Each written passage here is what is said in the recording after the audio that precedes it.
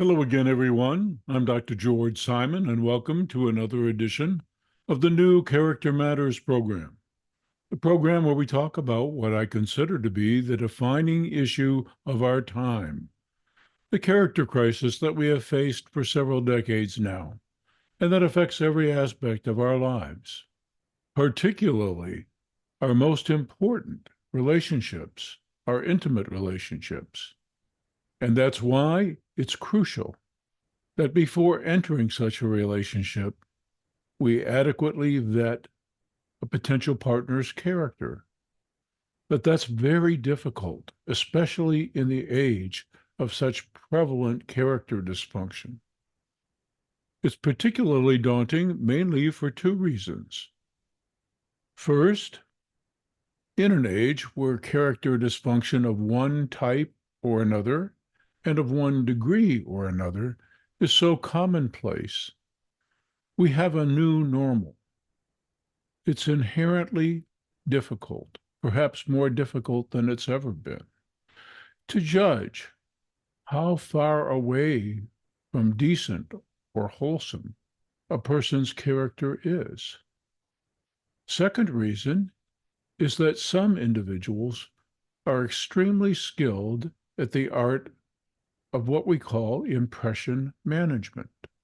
Some individuals are very adept at positive impression management, knowing all the things to say and do to come across well. We'll be talking about two of the prime characteristics that some individuals have that can really mislead you at the outset of a relationship, namely charm and charisma.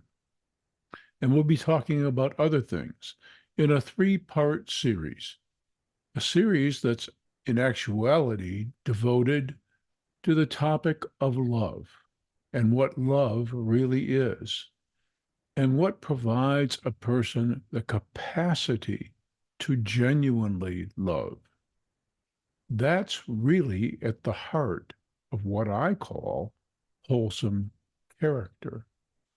Character is that aspect of a person's personality, their makeup, not just their innate traits, but also their learned ways of coping and presenting, their way of operating in the world, their way of seeing things, and their way of doing things, their manner or style of relating. That's personality. Character is the moral dimension of a person's personality, that aspect of us that reflects our capacity to genuinely love, a behavior very much misunderstood. So many things are called love that aren't love. Worse, so many things masquerade as love that aren't love. So discerning whether someone is capable of love, especially in our day and time, is perhaps more challenging than it has ever been, but it's also more necessary than it's ever been. Why? Simply because so many relationships these days not only don't hold together, but because they end in such heartbreak. Worse, many times, folks who just don't seem to get it with respect to how to forge and properly nurture and maintain a wholesome relationship repeat patterns over and over again, not really profiting from or learning what they need to learn from past experiences. These are challenging times. However, with the right knowledge and the right tools, we can navigate this minefield that has become our character impaired world. And we can find what it is we've all been looking for: love. We can find it in another. We can find it in ourselves, which is really perhaps one of the most daunting tasks. And we can find it in each other, in our relationships with one another. But first and foremost, we have to understand just exactly what it is so that we'll know it when we find it. It's not a sentiment. It's not a feeling. It's not just the ability to care. It is a unique kind of behavior that we're capable of when our hearts and our minds are in the right place. And that requires what I call character, good, solid character.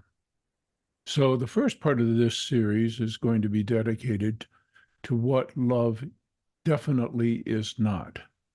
All the masquerades, all the ways that some people, who especially are adept at the art of positive impression management, can bamboozle you, only to leave your heart broken later in a relationship. Part two will deal with cultivating the capacity to genuinely love, forging good character, what it takes.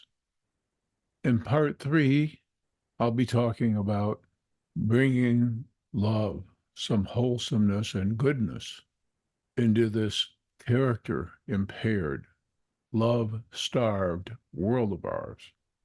So let me begin part one of this series by talking a little bit about what love is and what it isn't, as I've come to know it, not only through considerable research, but also by experience.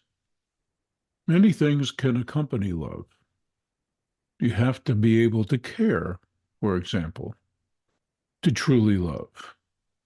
But caring alone is not in itself love, nor is it sufficient for love.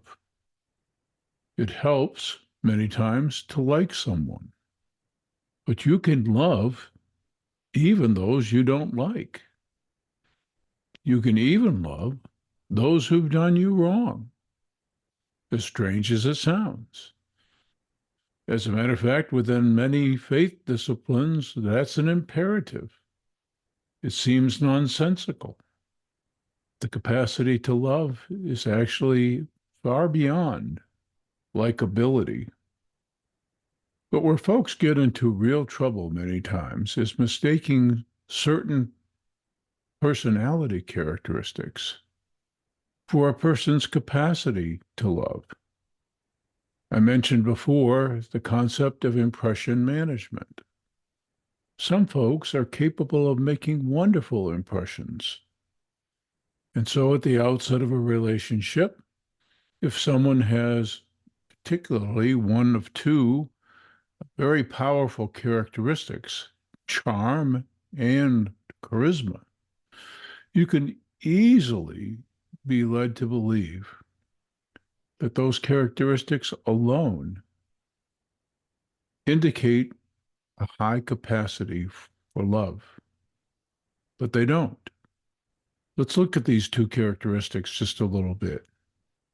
It's interesting that we use the word charm for a trinket or for the casting of a spell of some kind.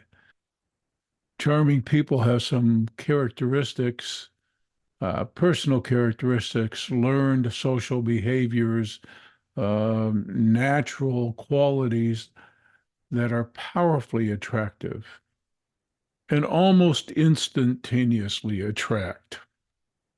They're likable characters. Their manner is often easygoing. They seem at ease with themselves and at ease with others. They seem to have a certain level of self-confidence, and it's infectious.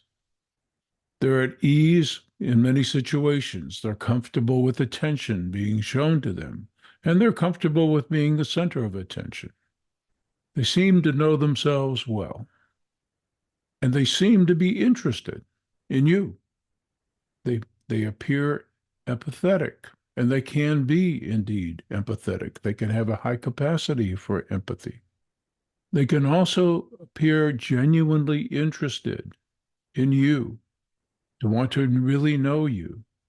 They seem intrigued with you. You want them around. These characteristics that help make people powerfully attractive, draw you in, make you want to give your heart. But here's the question.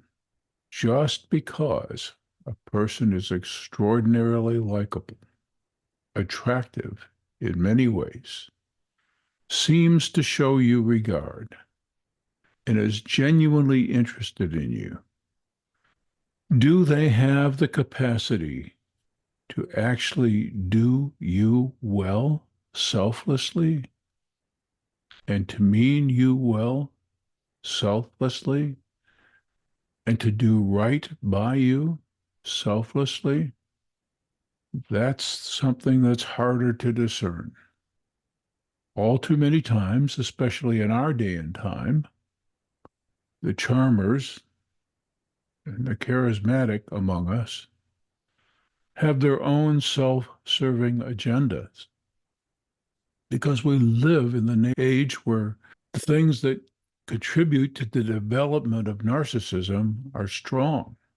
And so just because someone is interested, and just because they have the natural likability to draw you in, does not mean that they have the character to merit that precious gift of your heart that you want to give naturally, because they're so charming or charismatic.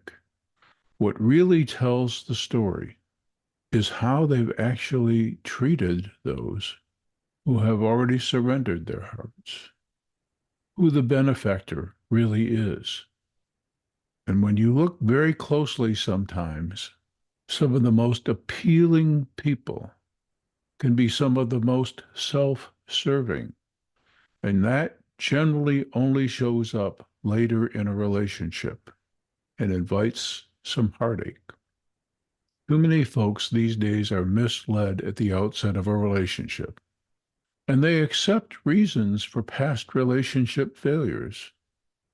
According to the narcissistic charmers and seducers, it was always the other person's fault.